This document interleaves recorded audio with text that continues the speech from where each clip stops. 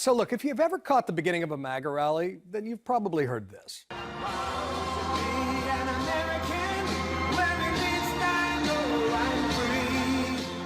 And whether he hugs a flag in the process, President Trump loves to stride into the sounds of that Lee Greenwood classic.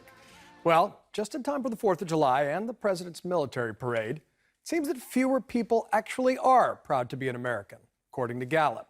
Just 45% of folks polled said they are extremely proud to be an American. Now, that's the second straight year under 50% and a record low since the poll began in 2001. That's not good. Now, one rung down, folks who say they are proud, just not extremely proud, is at a healthier sounding 70%, but that's still down from a high of 92%.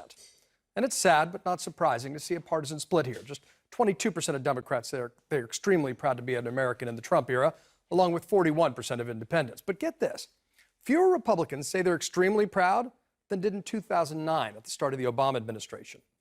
So why is patriotism down under this nationalist president? Because politics. Just 32% of Americans say they're proud of our political system, with our democracy divided and dysfunctional. And just 37% say they're proud of the way our country handles health and welfare. But Americans are proud of the nation's military. They don't need a parade to prove it, as well as science and the arts. You probably also heard President Trump say this. The world is really respecting the United States again. Unfortunately, that's not true, according to a 25-nation Pew survey from late last year.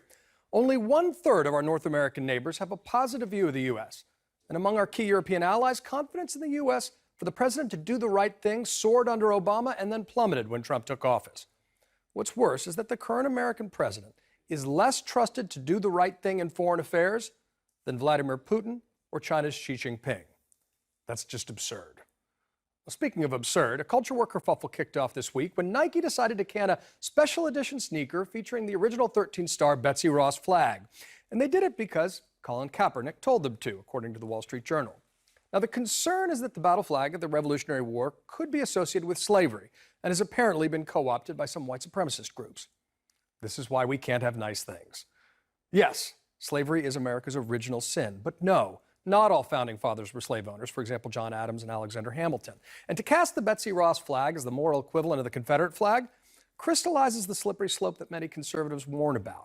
It could also serve as shorthand for the idea that Democrats aren't patriotic and view our history with disdain. That's a potent weapon for Republicans heading into an election that already promises to be fought along negative partisan lines. The American flag is not the province of any one political party. Celebrating our independence and our constant imperfect effort to live up to our founding ideals, that all people are created equal, is something that should unite us, especially on the 4th of July. And that's your reality check. A legal story out of Alabama in the case of Marshae Jones. She is the woman who was charged in the death of her unborn child after she was shot. She was 5 months pregnant. She was shot in the stomach, losing this unborn baby in this fight with this other woman. The DA just announced a decision in her case. Martin Savage is in Alabama for us. And so what's the decision on the charges? Well, the decision is they're not going to prosecute. Lenise Washington is the DA. She would not take questions. She only read a statement. Let me just read you a portion of it. She says, after reviewing the facts of this case and the applicable state law, I've determined that it is not in the best interest of justice to pursue prosecution of Ms. Jones on the manslaughter charge for which she was indicted by the grand jury. Therefore, I am hereby dismissing this case. No further legal action will be taken against Ms. Jones in this matter. So, that was one of the options, and it is the most extreme option for the DA. She says she is not going to prosecute, and that would mean that this mother, the one who has lost her child but had been charged with manslaughter, is now not going to be pursued by the district attorney, essentially ending the case here. The DA did say that she has the greatest respect for the grand jury system here and the work that those on that grand jury did, but she's not going to follow their advice. She is not going to prosecute. It will at least alleviate some of the emotional strain on this young woman's family.